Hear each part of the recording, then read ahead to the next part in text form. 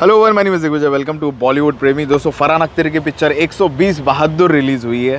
Yes, based on the Indo China war, जो कि हमारे 120 बहादुर लड़े थे। यस, हमारे मुंबई के 3 इडियट्स आए ये पिक्चर देख के। हम लोगों ने इसको पेड प्रीव्यू में देखा था। आज पिक्चर सभी के लिए ऑफिशियली रिलीज हुई है फॉर द पब्लिक। तो हम आए इसका ऑनेस्ट रिव्यू जान के लेंगे हमारे 3 इडियट से। विघ्नेश क्या कहना चाहता है, समू क्या कहना चाहता है, और हमारा गोलू क्या जाना चाहता है चाइना बॉर्डर पे, ये भी जान के लेंगे। लड़ने के लिए। यस, चलो शुरुआत करते हैं। आज किससे शुरू करें? विघ्नेश से शुरू करते हैं। विघ्नेश, थैंक यू सर, स्वागत है सबसे पहले तीनों का ऑन बॉलीवुड प्रेमी। कैसी है पिक्चर, कैसी है फरहान अख्तर की 120 बहादुर? 120 बहादुर फिल्म पूरी पैट्रियटिज्म है जो इंडो चाइना वॉर हुआ था 1962 में। तो हमारे जवानों की कहानी है। जैसे 120 हमारे बहादुर सैनिक हम जिनको बोलेंगे, वहाँ सामने हज़ारों लोग थे, हमारे यहाँ 120 लोग। हमारे 120 लोग कैसे उन पे भारी पड़ गए थे, तो उसकी पूरी स्टोरी दिखाया। एंड फरहान अख्तर ने जो किरदार निभाया, शैतान सिंह भाटी, उन्होंने बहुत ही बेहतरीन तरीके से परफॉर्म किया है। मतलब वो किरदार में थे और उनका जो स्ट्रगल भी बताया है कि वो टाइम पे टेक्नोलॉजी वगैरह नहीं हुआ करता था, बट फिर भी कैसे वो लोग कम्युनिकेट करते थे वॉर के बारे में। मतलब कि ये अटैक कर रहे सामने से, कैसे वो लोग कम्युनिकेट करते थे वगैरह। एंड जिस तरीके से हमारे लिए लड़े वो, तो पूरी स्ट्रगल ही दिखाई है। और जहाँ पैट्रियटिज्म आता है ना सर, तो हम कभी गलत बोल ही नहीं सकते। अच्छी तरीके से दिखाया है, वो टाइम की स्टोरी है। एंड सभी का काम बहुत अच्छा है। मैं ऑडियंस को बोलूँगा कि एक बार ज़रूर देखें ये पिक्चर।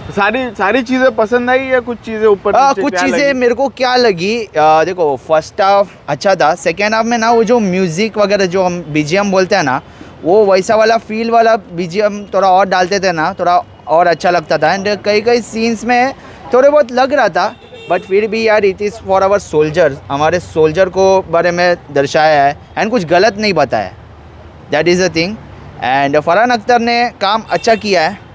एंड उनके साथ एक और एक्टर थे, मैं यहाँ पे बोलूँगा, वो बिल्कुल सिद्धार्थ मल्होत्रा ही लग रहे थे, है ना? उनका नाम एक्चुअली पता नहीं मुझे एक्चुअली, या एंड लेकिन कई सीन्स में ना हमको याद आ रहे थे, एक्चुअली सिद्धार्थ मल्होत्रा ही याद आ रहे थे, जो शेरशाह में उन्होंने जो किरदार निभाया था, वो उसके बदले होते तो एक लेवल आगे रहते थे। बट ठीक है, फरहान अख्तर ने भी काम अच्छा किया है, बुरा नहीं है। एंड सभी को देखनी चाहिए। ओके, मस्ट वॉच, सभी ने देखनी चाहिए। ये पैट्रियटिज्म से भरी हुई पिक्चर 120 बहादुर, ऐसा विघ्नेश का कहना है। थोड़ा सा म्यूजिक में उसको, बैकग्राउंड म्यूजिक में मज़ा नहीं आया और गाने उसको अच्छे नहीं लगे, ऐसा बोल रहा है। अभी आते हमारे 3rd इडियट समृद्ध के पास में। समृद्ध, यस सर जी, कैसी है पिक्चर 120 बहादुर? जय हिंद दोस्तों। जय हिंद। यस सर जी, 120 बहादुर मतलब ये बहुत टाइम से बहुत चर्चे में फिल्म रही है सर। 120 बहादुर नाम की एक फिल्म आ रही है, उसके जो दो टीज़र कट किए हुए थे, और इसमें अपने फरहान अख्तर जी है, अपने लता जी के गाने में आवाज़ में गाना रिलीज़ किया था। यस सर जी, और एजाज खान है शायद से, वो दाढ़ी वाले पगड़ी में था, उनका नाम शायद से एजाज खान है। यस सर जी, मतलब है अच्छी स्टारकास्ट है सर। लेकिन मेरे लिए सर ये बहुत मिक्स फीलिंग है सर। मैं बोलना नहीं चाहता था, लेकिन क्या है ना, मैं मजबूर हूँ सर, क्योंकि हम लोग को एक वो टैगलाइन हमेशा याद आता है कि अच्छा नहीं सर, सच्चा रिव्यू। क्योंकि भले अपने देशभक्त की कहानी है, अपने 120 सोल्जर के ऊपर कहानी है, तो यार मुझे थोड़ा बहुत दुख है, मुझे मतलब दुख से ये कहना पड़ रहा है कि ये फिल्म बहुत अच्छी बन सकती थी सर, और अच्छी बन सकती थी सर, बहुत अच्छी बन सकती थी। मतलब पत्थर रख के, ये सर पे थोड़ा सा बोझ दिखाई दे रहा है मेरे को समूह के। हाँ, ये बातें करते हो, इसलिए मैं सर हाथ जोड़ के हूँ सर। क्योंकि क्या है ना सर, क्योंकि हम लोग, मैं जो एक्सपेक्ट कर रहा था ना, जब भी सोल्जर के ऊपर फिल्म आती है ना सर, तो मैं एक चीज़ के रेडी होता हूँ, वो है हैंकरचीफ और मेरे दोनों आंसू। वो बहुत मिसिंग था सर। मतलब मैं रोया नहीं सर, फ्रैंकली बोलूँ ना, मुझे वो दर्द नहीं दिखाई दिया। मतलब जो सोल्जर्स जिस तरह से एक्ट कर रहे थे, मतलब स्क्रीन प्ले बहुत फ्लैट जा रहा था सो, टोटली फ्लैट जा रहा था। क्योंकि उसमें कोई दमदार ऐसा घूस बम्स वाला मूवमेंट नहीं आया सर, वो दिखा नहीं सर। क्योंकि इमोशनल मूवमेंट पे ना कुछ तो मतलब एकदम ऐसा इमोशनल इधर जा रहे तो लगे फट से ऐसा नीचे आ रहा है सर, वो डिलीवर नहीं कर पाया सर, ठीक तरह से डिलीवर नहीं कर पाया। और फरहान अख्तर जी का सबसे वीकेस्ट परफॉर्मेंस वो sir. Oh my God, okay. हाँ सर, मतलब क्यों? मुझे इतना कन्वे नहीं कर पाया सर, जैसे उन्होंने भाग मिल्खा भाग में one of the best biopic में बोल सकता हूँ, उनकी करियर की सबसे बेस्ट बायोपिक थी, लेकिन इसमें सर वो शैतान नज़र नहीं आया सर। वो जब जिस तरह से वो डायलॉग बोल रहे थे ना, सॉरी मैं ऐसा नेगेटिव रिव्यू में फैलाना नहीं चाहता, क्योंकि अपने भारत माता के ऊपर फिल्म में ऐसा नहीं सोच सकते, बस मैं ऐसा नहीं बोल रहा, मैं जानबूझ के एक्टर्स के परफॉर्मेंस के बारे में बात कर रहा हूँ सर, कि वो नहीं सर, नहीं लगा है सर, वो इतना कन्वे नहीं कर पाया सर मुझे, क्योंकि इमोशंस बहुत कम थे सर। मैं टूटे हुए दिल से बोल रहा हूँ कि मैं बहुत होप्स रखे थे, क्योंकि वो जो टीज़र इतना दमदार था ना, मुझे ऐसा लगा कि ये मेरे वतन के लोगों ज़रा आँख में भर लो पानी, नहीं भर पाया सर मुझे उतना नहीं कन्वे कर पाया सर, क्योंकि भले ही चलो जवान लग रहे थे कुछ चीज़ों पे, लेकिन फरहान अख्तर वो सूट नहीं कर पाया सर। और सेकंड हाफ की बात करूँ ना, सेकंड हाफ भी बहुत फ्लैट ही जा रहा था सर। एक वो गाना एक क्रिएट करने की कोशिश किया, ऐसा वो थोड़ा साउंड आ रहा था, संदेश से आते हैं वैसा काइंड मुझे फील दे रहा था, लेकिन बीच में ना थोड़ा वही तो बोल रहा सर, इधर जा रहा है इमोशन, लेकिन बाद में वो डीप हो रहा है सर। वो मुझे घुसबम्प, पहली ऐसी फिल्म रहेगी सर सोल्जर्स के ऊपर, पीक इमोशन नहीं मिला, नहीं सर चाहिए था, जो हमको यूजुअली जो एक्सपेक्ट करते हैं हम ऐसे वॉर वाली फिल्म। हाँ सर, मैं देखो मैं इसलिए मैं कहा पे ऐसा क्यों कर रहा हूँ सर, क्योंकि ना वो इमोशन मुझे कनेक्ट नहीं कर पाया सर। तो for me this film is below average, लेकिन इसमें एक प्लस पॉइंट क्या है मालूम है सर, इसकी कैमरा वर्क देखोगे सर, इसके लोकेशंस देखो, उसका कलर शेड देखो, उसके बारीकी से काम की है, डायरेक्टर नए है सर, एंट्री भी अच्छी थी फरहान ये सर, फरहान की एंट्री अच्छी थी फरहान अख्तर की सर, लेकिन वो जो लिरिक्स है ना, लिरिक्स और कैची हो सकते थे सर, क्योंकि जावेद अख्तर सर ने लिखी है वो लिरिक्स और शंकर एहसान लॉय ने म्यूजिक दिया है सर, और अच्छा हो सकता था सर, और थोड़ा मतलब डेप्थ देना चाहिए था सर इसमें, क्योंकि इमोशन बहुत कम थे सर, बहुत कम थे। मतलब मेरे को ना, मैं I was expecting a lot, क्योंकि भाई मेरे को रोना था, मैं वो तैयारी से आया था, लेकिन वो क्लाइमैक्स तक है ना सर, वो एक 3 महीने के बाद जो सोल्जर्स दिखाया है उसमें थोड़ा लगता है, लेकिन सर रोना नहीं आया सर, क्योंकि भाई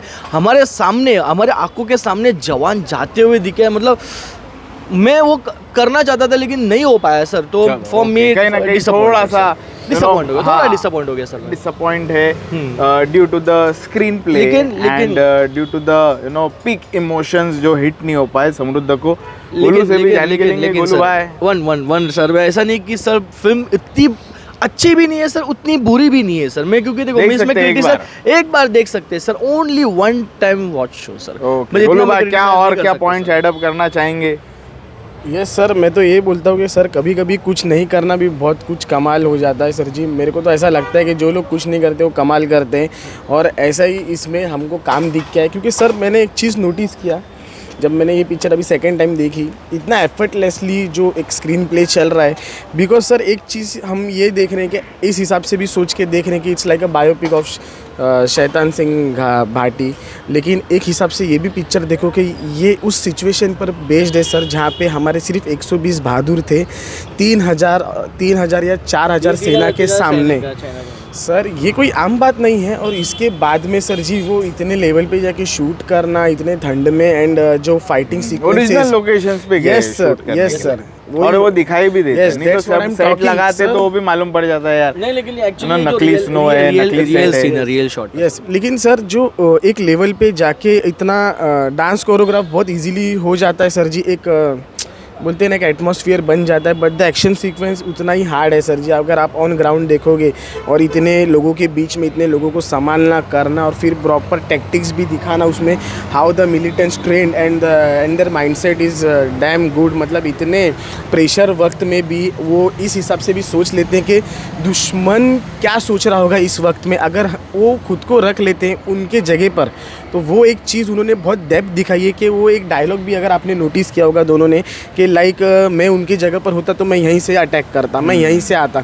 तो सर वो जो एक चीज़ें हैं, टेक्निक्स है दिखाई है। यस सर जी, थोड़ा बहुत मुझे वॉर टेक्निक्स दिखाई हैं, जो शायद एक एफर्टलेसली एकदम पुल ओवर हो गया है स्क्रीन प्ले में, तो शायद बहुत लोगों को एक चीज़ में मिस हो सकता है, या फिर बोलो ध्यान नहीं जाता है, बट उसमें काफ़ी सर प्रोवर्क है सर। एक चीज़ हमें समझ में आती है कि how a military man think, और उसके बाद में सर जो एक पर्सनल लाइफ में भी दिखाई है, सोल्जर की लाइफ एक केमिस्ट्री है, वो क्या फील करके क्या फेस करके आता है, कितना क्या छोड़ के आता है, कितना क्या हाथ में लेके आता है, and after that no expectation about the motherland, what she will give us, but we are there for her every time whenever she need. तो बहुत वो इतना हिट Okay, होता है मतलब गोलू को पसंद आई Yes. दूसरी बार भी देखने में ये वाली पिक्चर.